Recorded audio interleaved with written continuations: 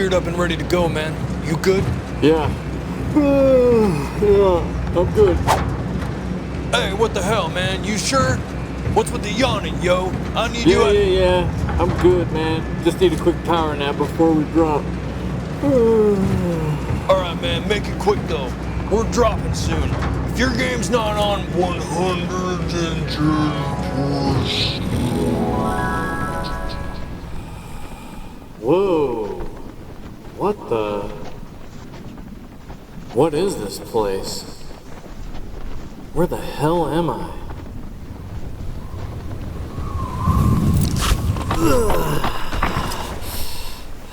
Damn, is this a new map? Am I in solos? Well, let's find some better weapons.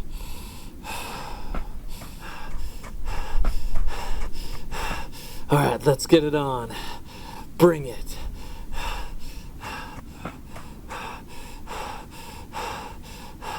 Seriously, where is everybody? Damn it. No weapons, no people. Ugh, nothing. Seriously. Hello? Hours turned into days, days into weeks. I was alone on this godforsaken island.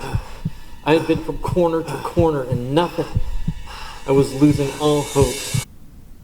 Then I heard it.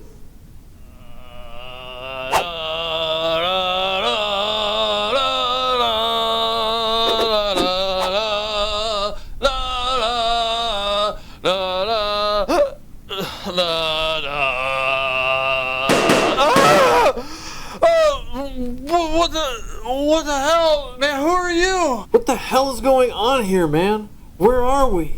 What is this place? This is PUBG, man. I'm the last winner of the chicken dinner. Chicken dinner winner. And then, beep bubble, beep beep.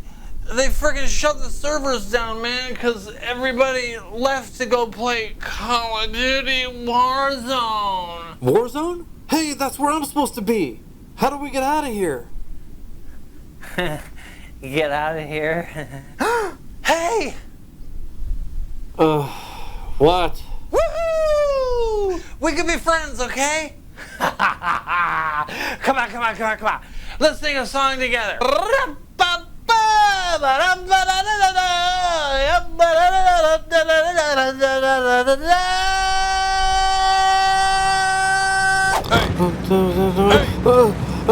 Come on, man, wake up. We're dropping soon. Oh my God. Oh, thank goodness. I just had the worst nightmare.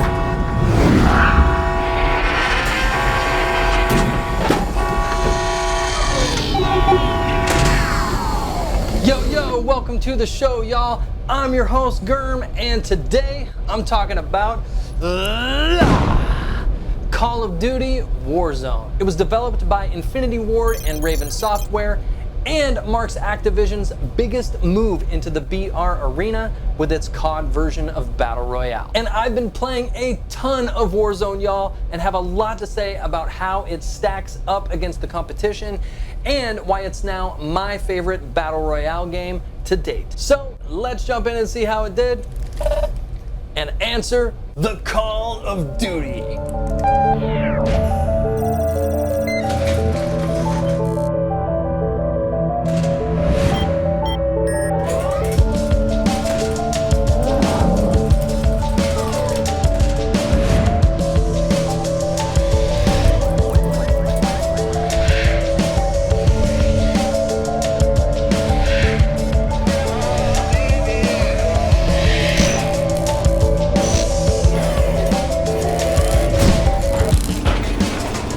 What's up, y'all? Thanks again for joining me.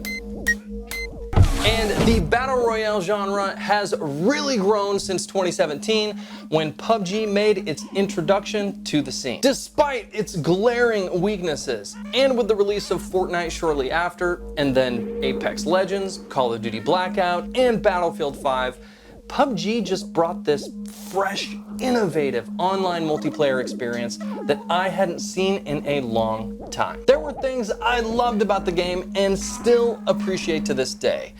But, yo, it was shit, right? I mean, let's not sugarcoat it. And I remember a certain someone saying back then, it's only a matter of time before a bigger developer comes in with more resources and more skill, delivers their own Battle Royale experience that kills PUBG, loots its body, and walks away with its market share. So here we are 3 years later with AAA developers taking big bites out of the Battle Royale pie and bringing some badass titles that not only fix gameplay issues that have plagued the genre for quite a while, but that also look and play better than ever. So, without further ado, let's kick things off, starting with Warzone's gameplay.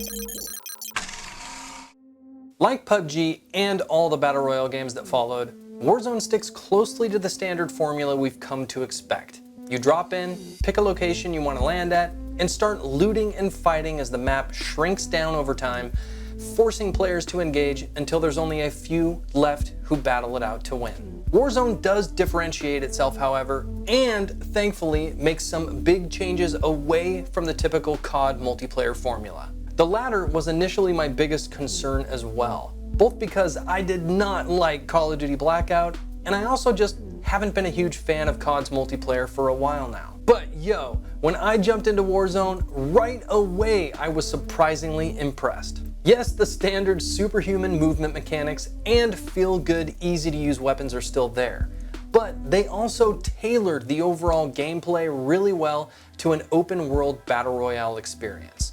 It promotes constant activity on a huge, well-designed map, is easy to get around in, and has a great pace that makes coordinating with your team viable even in really intense situations. Not only that, it has a longer time to kill compared to the multiplayer, so fights feel like proper encounters, and it supports every player getting the most out of each match by giving you plenty of opportunities to re-enter the game after getting killed. So, despite coming from the franchise that's incessantly established itself on instant gratification gameplay with small maps, fast time to kill, and quick respawns, Warzone doesn't feel like that. Those aspects are present to some degree, but they've really balanced it well so it's both accessible without feeling too casual and goofy, and really fun and rewarding without being too punishing. And I wanted to start there because if you're like me and just burnt out on the same Call of Duty platform they've been using for the past 10 plus games over the last decade, I recommend not letting that steer you away from trying Warzone, especially if you're a fan of the Battle Royale genre. Alright, with that out of the way, let's dig into what makes Warzone's gameplay unique. And right away, I gotta give props to how there is no shortage of weapons and loot on the map, and almost any gun you find will allow you to be effective. Hell, even the melee or the pistol you first drop in with is extremely effective early game. It's one thing I love about Warzone, y'all. The weapon and loot grind is not the main objective. There's loot everywhere and a bunch of different ways to constantly get it without feeling like you need to run around with a freaking shopping list for you and your crew at the risk of getting killed with nothing good to fight back with. For real, I've always hated how BR games make running around to try and find shit such a chore, and Warzone does a great job of remedying that. The next game changer is the addition of the Gulag. The Gulag is a 1v1 area where every player gets sent upon their first death in each match. Once you're there, you have to fight against another dead opponent, and whoever wins gets sent back into the game. And ooh, shit, y'all, this is such a cool and innovative part of Warzone. All other Battle Royale games either make it impossible or very difficult to get teammates back. So the Gulag is such a refreshing change. It just makes the game more dynamic, and gone are the days of having to sit there for 20 minutes or more watching everyone else finish the game if you got downed early on. It also just feels killer earning your way back into the game by winning a Gulag, knowing some other team now has to buy their teammate back into the game. Speaking of buybacks, that's the perfect segue into Warzone's money and contract systems, which are the final additions that really make Warzone's gameplay unique in my opinion. You can find, earn, and collect money in the game that can then get spent at buy stations, which are located all over the map. These buy stations sell a plethora of gear to help you during the match, and yes, includes buying dead teammates back. You can also purchase Loadout Drops, where huge crates get dropped in that allow you to select from a list of preset weapon loadouts you create in the main menu. Loadout Drops are also the only way to get your perks in the game. And there's a bunch of perks to choose from depending on what your playstyle is or what you and your squad decide to run. Then there's the contracts, which are also spread all over the map and vary in objectives. Some earn you money, gear, and weapons, but others do some really cool shit like revealing where the next circle on the map will be, or even bringing all your dead teammates back from the dead if you can complete them. Both the money and contract systems combined create a ton of momentum in every match, hotspot locations where you're sure to encounter enemies, and produce a constant flow of players returning to the game. The ebb and flow is really incredible, y'all. For real, I've never had such an engaging Battle Royale experience. They did a badass job. All right. I have praised all that I can praise.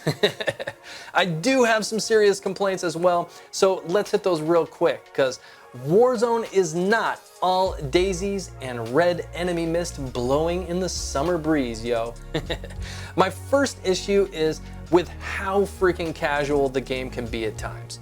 Unlike other BR titles like PUBG and Apex Legends, there's really nothing to master in Warzone, and decisions in the game don't nearly bear the same amount of risk. Some aspects I'm okay with, like the easy to use weapons and getting back into the game after you're dead, but wow, the game gets so damn silly with some shit, y'all. And I can agree that all games can't and shouldn't be hardcore and sim-like, but I mean, come on.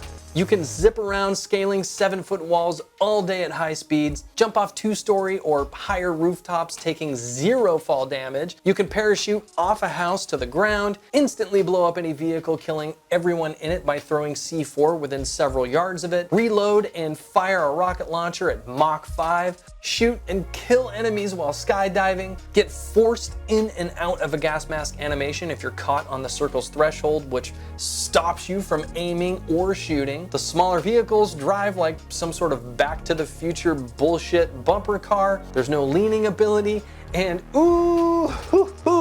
you can fly around in a helicopter and kill people with its propeller blades without having to worry about taking collision damage in the chopper at all. This is just some Fortnite bullshit. And this is the kind of casual, goofy garbage that really makes me cringe at times.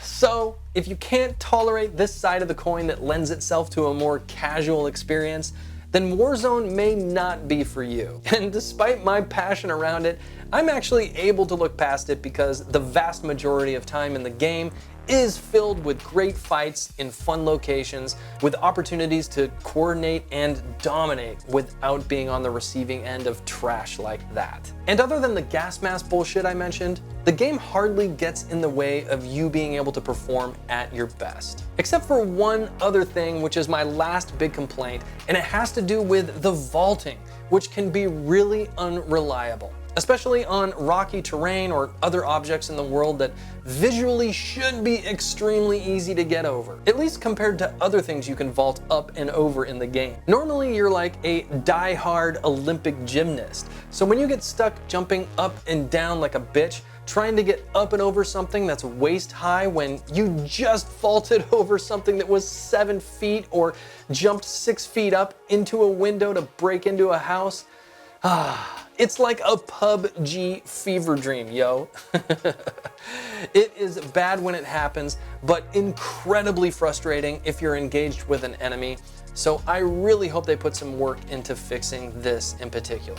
All right, I think I've beaten it up enough, y'all. For real, I love Warzone's gameplay overall. It's a creative and fun approach to Battle Royale that, albeit a bit casual, is also really rewarding. They've done an incredible job so far and obviously are giving it the support it needs with ongoing balance tweaks, updates to eliminate hackers, and new content to keep the game alive. I'm happy to say the gameplay is damn good. I'm giving it 4 out of 5 stars. Graphics are up, and I'll say this right away, Warzone is a good-looking game. The world is rich with detail and has some decent effects that give it an awesome vibe overall.